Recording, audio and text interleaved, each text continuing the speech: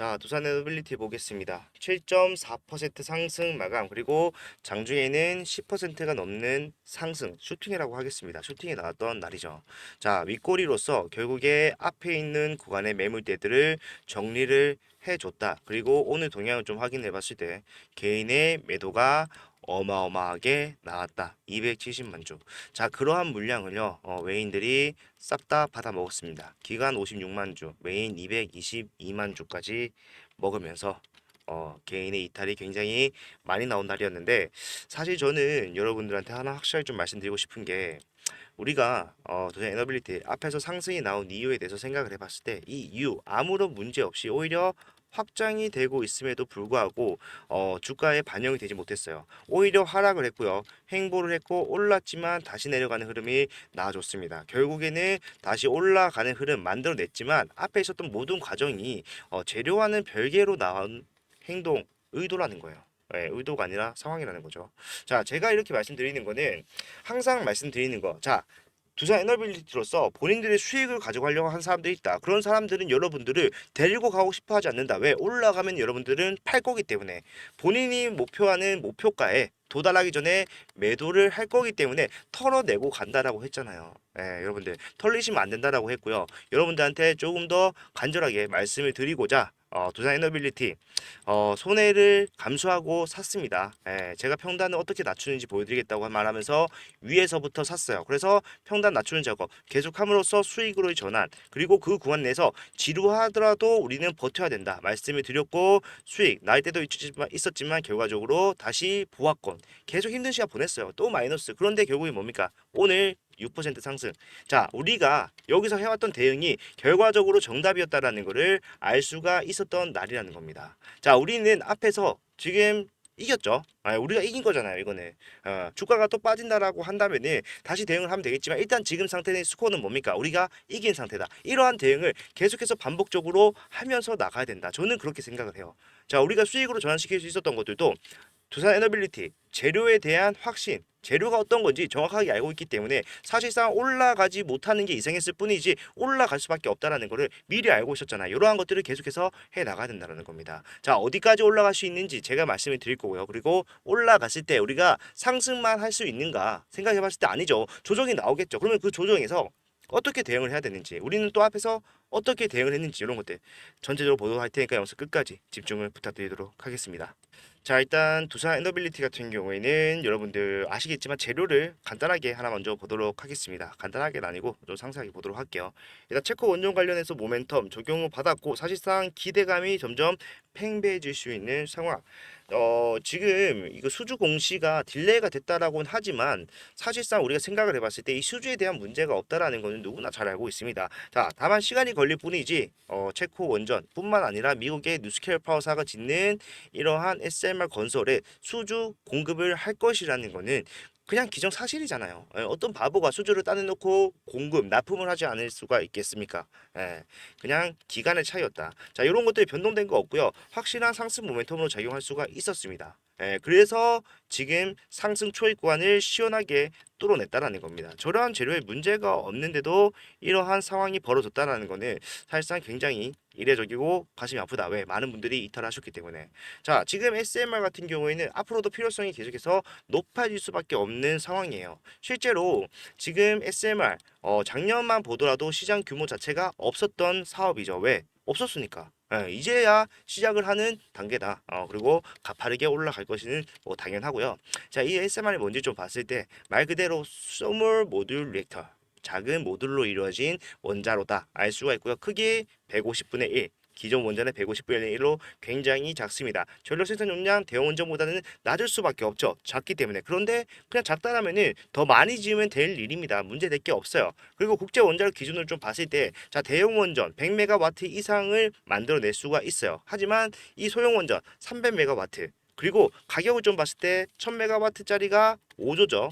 그런데 지금 300메가와트짜리가 100메가와트당 4천억이라고 했으니까 이제 1000메가와트가 필요하게 된다라면은 4조가 필요합니다. 5조, 4조 얼마 차이 안 나네. 대형 원전 5조, SMR 4조 가격적 메리트는 그렇게 있는 게 아니구나 생각하시겠지만 전혀 틀린 생각. 왜? 공사 기간이 대형 원전은 5년, SMR 같은 경우에는 2년으로 반 이상 차이가 납니다. 자, 그러면은 3년이라는 기간 동안 사실상 이자나 금융 비용의 절감 효과가 대단하겠죠. 그리고 단기간 내에 가동할 수 있다. 매출이 빠르게 나올 수가 있다. 빠르게 적용할 수 있고 기후비용적인 측면에서 당연히 우위를 점할 수밖에 없다라는 거죠.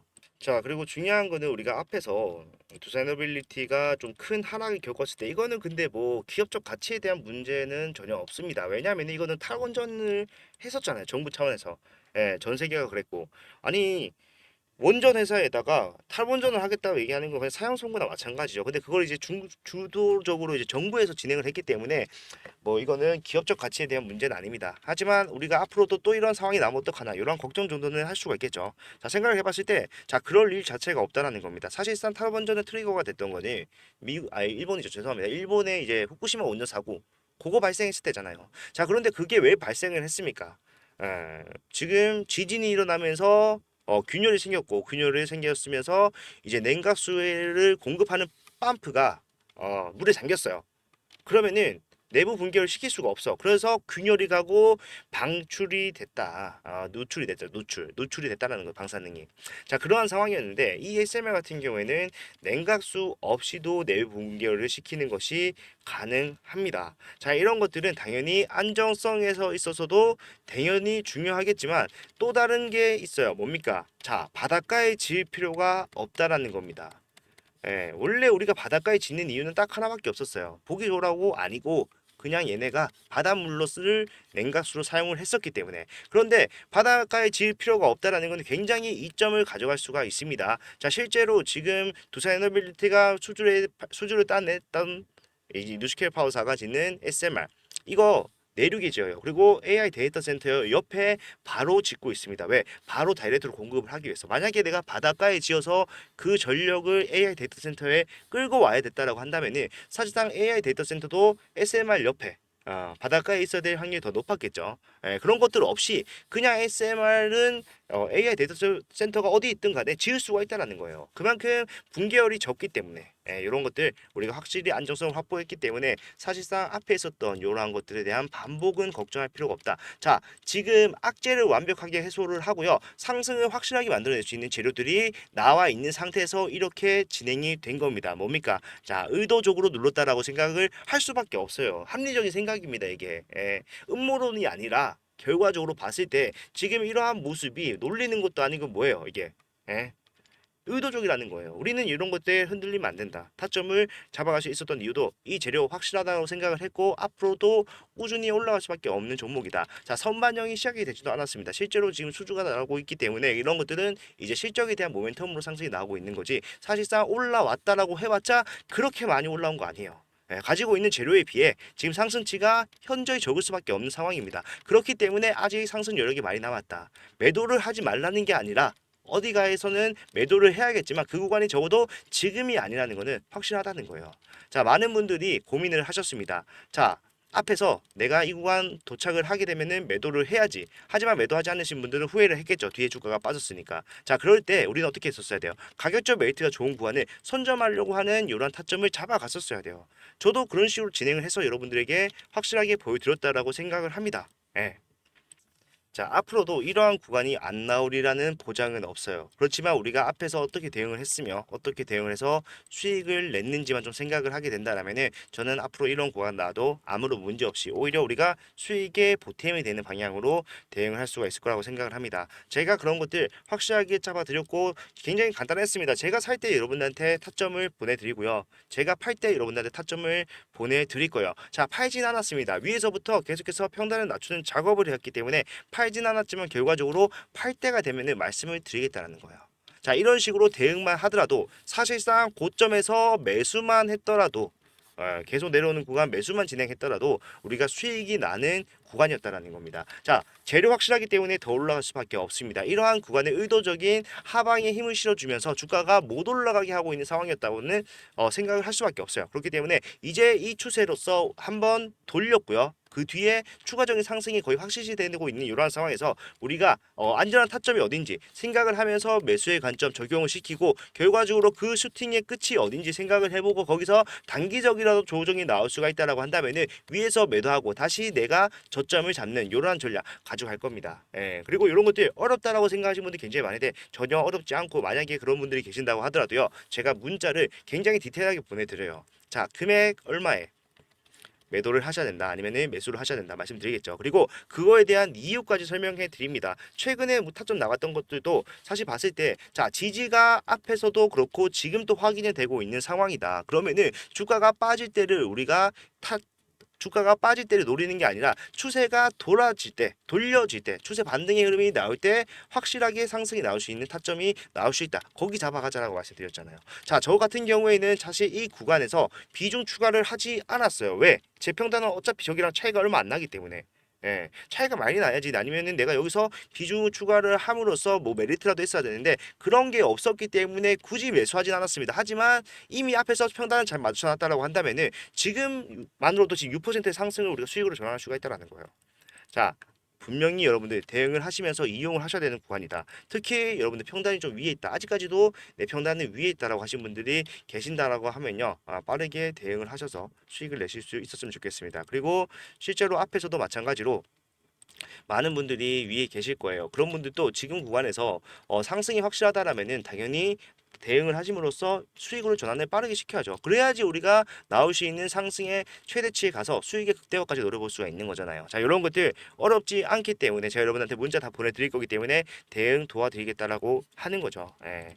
쉽게 말해서 제가 지금 번호를 하나 말씀드릴 거예요. 010-4920-8706번.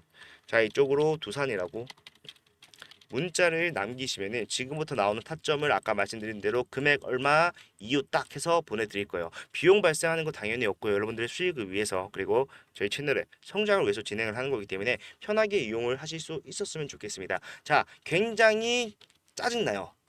정말로 나쁘다라고 생각을 합니다. 많은 사람들이 이탈을 하게끔 만들었고 사실상 오늘 상승으로서 이탈을 한 물량만 좀 생각을 하더라도 굉장히 치가 떨립니다. 하지만 어떻게 할게요? 이걸 어떡합니까 이거를? 예, 우리가 어, 이거까지 감안을 해서 대응을 해야죠. 자, 그런 것들 제가 전부 다 여러분들 타점 잡아드릴 수가 있고 이미 수익을 내므로써 여러분 증명이라고 하긴 좀 그렇고 여러분들도 할 수 있다는 거를 보여드린 것 같습니다. 예, 그렇기 때문에 여러분들은 타점 확실하게 받아 가셔서요 수익을 낼 수 있는 방법을 같이 한번 생각을 해보자고요. 예, 요것만 하시더라도 이 구간에서 여러분들 대응 확실하게 하시고 올라가는 구간 그리고 주가가 빠질 수 있는 단기적 조정 구간에서도 확실하게 대응할 수가 있기 때문에 저는 이런 것들 적극적으로 추천을 드립니다.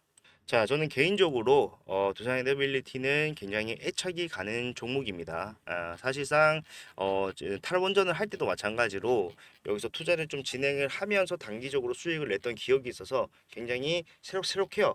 하지만 지금 상황은 앞에서 우리가 받았던 모멘텀과는 전혀 다른 상황, 더 폭발적인 상황 수익이 나올 수밖에 없는 상황인데도 불구하고 이런 구간이 진행이 됐다라는 건요. 지금 구간에서 상승이 나오기만 한다라면은 폭발적인 슈팅이 연속적으로 나올 수가 있다라는 말입니다. 준비를 다 끝냈다라는 말과 같아요. 예, 그렇기 때문에 여러분들이 다른 분들보다는 오랫동안 고생하셨던 여러분들이 그러한 수익을 가져가실 수 있었으면 좋겠다. 이런 바람으로 여러분들 대응 도와드리고 있으니까 필요하신 분들은 받아가셔라 말씀을 드립니다. 자, 오늘 영상은 이렇게 좀 간단하게 마무리를 하도록 하고요. 자, 지금 변동성이 확대되고 있습니다. 지금 당장 사라고 말씀드린 게 아니라 이 구간에서도 리스크 배제는 필수적이에요. 왜? 이 구간에서 장난질을 치고 있다라는 걸 우리가 확실하게 알아버렸잖아요. 자, 알면서 당하는 거 바보죠. 예, 그렇기 때문에 그런 것들 최대한 배제를 한다라고 말씀드린 거고 안정성이 확보된 타점을 드리겠다라고 말씀을 드리는 겁니다. 자, 오늘 내용 정말로 중요한 것들 많았죠. 잘 한번 생각해 보셨으면 좋겠고 다음 영상에서는 제가 조금 더 좋은 내용만 구성을 해서 가져오도록 하겠습니다. 긴 영상 봐주셔서 감사합니다.